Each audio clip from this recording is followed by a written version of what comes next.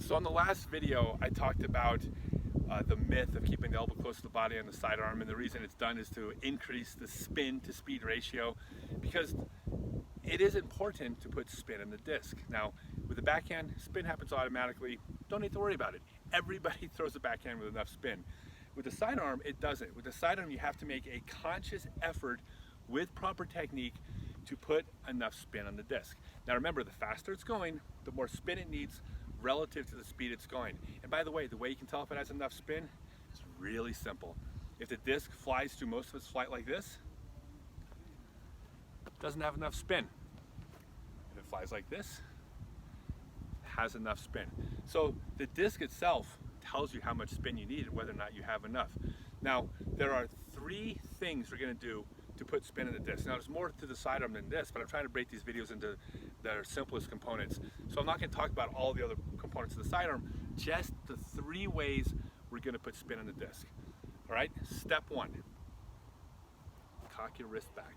Now with the backhand, remember, spin happens naturally, your wrist is going to be straight, right? Don't even worry about it. On the sidearm, we're trying to put spin in the disc, and we're going to do it first by this hinge right here. When you throw the sidearm, you will use this motion to put spin in the disc. That's first. The second thing we're going to do is you're going to lead with your elbow. Now it's important because when you throw the sidearm, the elbow is always going to come first. It's always going to come out in front of you, or at least you're going to try to. Now, out in front of you doesn't mean next to your body. That's dumb. Instead, when you think about getting that elbow out in front of you. Now the third part, now this is going to seem completely counterintuitive, but I promise you that it is correct. The third thing you want to do when you throw the sidearm is you want to decrease or even eliminate the follow through. Now I say it's counterintuitive because if you played any other sport your entire life, you follow through. I don't know of a single sport in existence where you were taught to not follow through. It's not true in disc golf. And the reason why, with throwing the sidearm, the reason why is because when you follow through, that's the way to maximize speed. But if you don't have enough spin relative to the speed of the disc, it's not going to fly. So by reducing the follow through, we're going to reduce the speed just a tiny bit. And at the same time, we're going to increase the spin by not following through.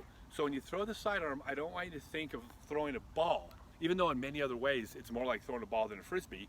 You know, you're facing forward, but you don't want to follow through. Instead, think about snapping a towel. If you were to snap a towel sidearm, take a towel, you do this with it, nothing happens. But if you take a towel instead and do this, pop, right? The towel speeds up, snaps at the end.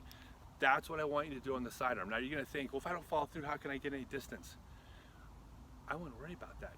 If you're putting enough spin in the disc, you're going to be throwing the sidearm correctly.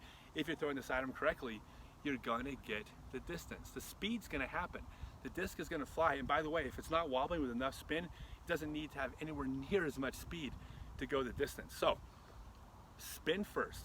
Once you have enough spin in the disc, you can then increase the speed to get the distance. And that might even mean at some point following through a little bit, but you're only going to be following through once you've learned to put spin in the disc. So just to recap, to put spin in the disc sidearm, number one, cock your wrist back, right? That's going to happen. Number two, lead with the elbow. And number three, reduce the follow through. Boom. So after you release your sidearm, your stance should be like this.